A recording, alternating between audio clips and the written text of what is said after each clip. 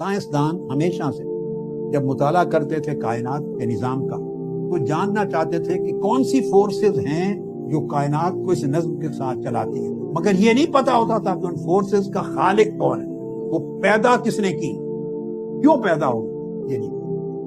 مگر 4 فورسز ہیں جو کائنات کے نظام کو کنٹرول کرتی ہیں۔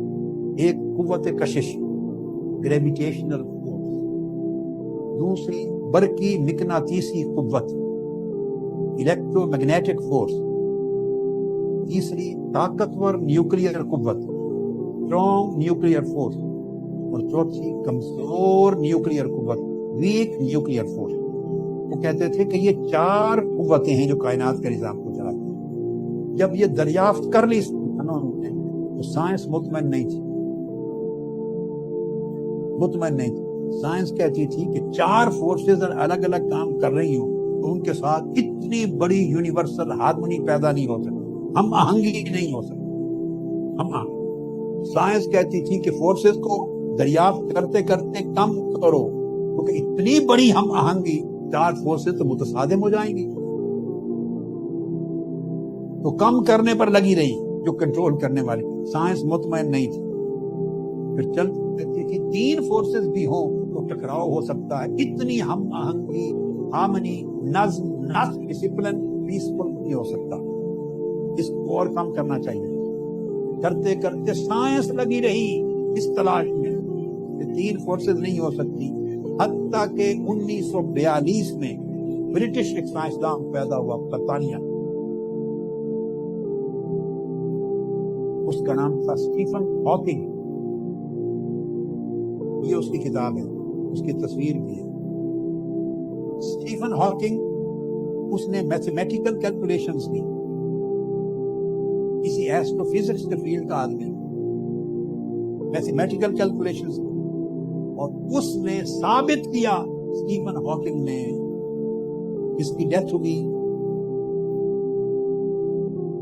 2018 میں ہوئی، آج سے 6 سال پہلے ڈیتھ، آج سے 6 سال۔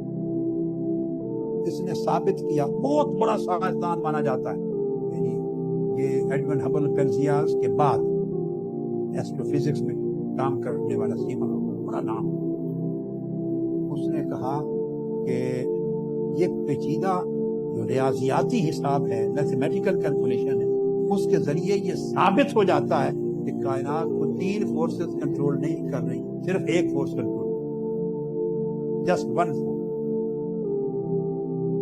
یہ کتاب پڑھ لیں، اس کتاب کا نام ہے A Brief History of Time from the Big Bang to Black Holes.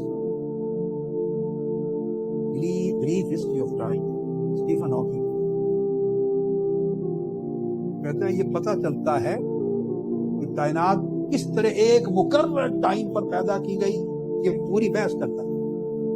Us time کا انتخاب کرنا اس میں بڑی قابلیت تھی، کتنی قوت کے ساتھ اس کو کھوڑنا بنانا اس میں بڑی قابلیت تھی، کتنی توانائی کے ساتھ اس کو ایکسپینڈ کرنا قابلیت تھی، ٹائم کا چوز کرنا ٹھیک تھا، اینڈ تک، بلیک ہول اینڈ تک۔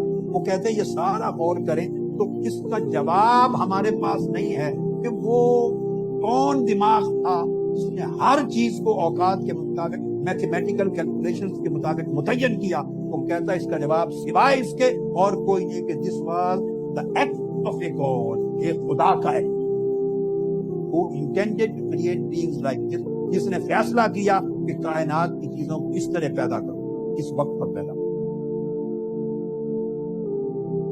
اب یہ جو اس نے تھیوری دی اور سارا سبجیکٹ دیا، اس کو سنگل سٹرنگ تھیوری کہتے ہیں، سنگل سٹرنگ تھیوری۔ سائنس میں گوگل کریں میرے بیٹے بیٹیوں، سنگل سٹرنگ تھیوری جو اس کے بعد ڈیولپ ہوئی ہے، وہ نام ہی توحید کا ہے۔ سنگل سٹرنگ تھیوری کا مطلب ہے ساری کائنات کو چلانے والا ایک ہے، اللہ وحدہ لا شریک